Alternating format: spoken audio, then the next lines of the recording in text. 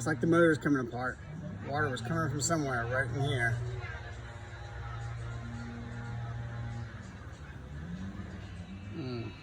Doesn't look good.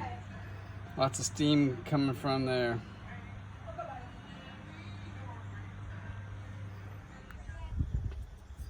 Alright, so got the tank on it. As you saw, quick little videos about the Pingel petcock and the Vortex gas cap. So I thought we were going to be ready to ride today, but this bike had different ideas. White exhaust coming out. That's usually a sign I have water getting into the cylinder somewhere. Hopefully it's not the head gasket, otherwise I'm pulling the motor back apart, which I'm not looking forward to. Water dripping, maybe it's a hose, who knows. So what I'm going to do right now is do a pump on the system. So you can get one of these little radiator systems from any auto parts store. Comes with different attachments, and I'm going to pump it up, and it has a gauge on it, and you look in your manual, it should tell you exactly where you should be. And if it's got a leak, it's going to show it, and hopefully it'll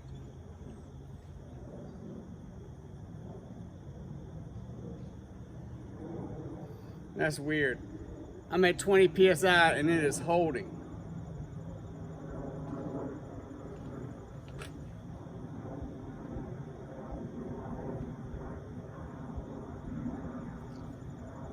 Still holding at 20 psi.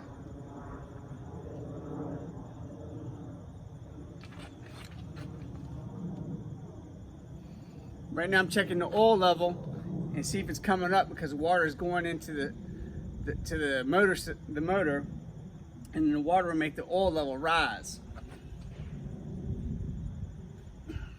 Nothing. Oil looks the same as it always does, and it's not cloudy. That's tight. So I'm just gonna let that sit, but I had major water leaking from somewhere. Hopefully it's just a hose, but you think I'd see it by now, start dripping. I'll get back to you and let you know. I even had steam coming off the valve cover port right here, which most time it's connected to your air box, and I'm just running a straight line out the back. Found it.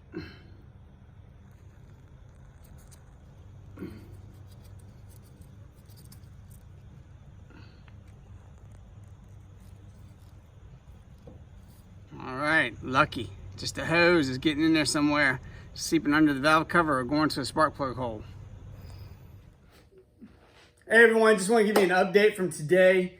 You'll see in this video where I have some problems with white exhaust coming through, water getting in the cylinder. Right away I thought it was the head gasket, so I do a radiator pressure test to track it down. It ended up just being a radiator hose between cylinder 3 and 4 that was leaking into the system. But I was thinking worst case scenario, you know how it goes. I was having a freak out moment because I thought I was just put gas in, I'd be able to ride today. I did get to ride today. Unfortunately, there's no video for that. It was a quick ride, but I tested out the Pingel. It does have a reserve. Sorry I didn't give you more details on how to install that. But you do have to file out a little bit around the center where the filter goes through for the petcock. Just a little bit to get it up in there, and the directions are pretty self-explanatory whenever you get the kit. So you get the plate, get the petcock, get it with the reserve, it'll help you out. The Vortex, straight bolt in, easy fit. Part numbers are in the other one. I'll try and link it below. Carburetors are finally tuned in, ran well. Only thing I noticed was that I am gonna have to go down 2 teeth smaller on the rear. I'm running a 46 rear sprocket right now. I need to go to a 44. I think a lot of that has to do with the fact that I'm now running a 5.5 rear wheel off of GSXR, and I'm running that GSXR 1100 swing arm. Other than that, FZR's running good today. Another update is I'm running these 94, 95 GSXR 750 rear sets. If you've seen some other videos, you know you do have to drill and tap to make those work. I tried to fit up some Vortex booster kit from here for the rear sets. They're only 2 millimeters off. I tried them on my old school GSXR as well. Again, 2 millimeters off. So what I'm thinking is I'm actually gonna take this bracket and then I'm gonna go and make my own bracket. So I'm looking for some stock aluminum, and I'll go from there, and I'll track some of that, how I do it myself. And then I'll use the rest of the the boost adjustable rear set, and the foot pegs from there. Other than that, you guys have any other questions? I do have a few more things I need to do on this thing to make it streetable for every day. It ran great today. I'll put some video in there too of at least when I came back and it was idling or sitting around. Throttle cables, I'm using a Motion Pro. It's a basic push-pull kit. It's not the Rev 2. The cables are perfect length to work with the FCR carburetors. Again, also, just so you know, FCRs, you can set those up to where you have a dual gas feed. I'm running only a single gas feed right now. It seems to be enough. Working great. I have some future plans for the headlight up here as well and the electrics.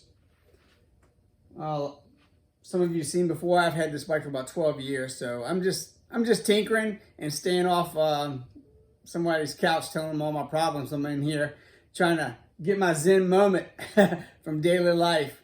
But don't get me wrong, I'll go lay on someone's couch if I need to. So hopefully I'll see you guys out there. See you next time in the garage.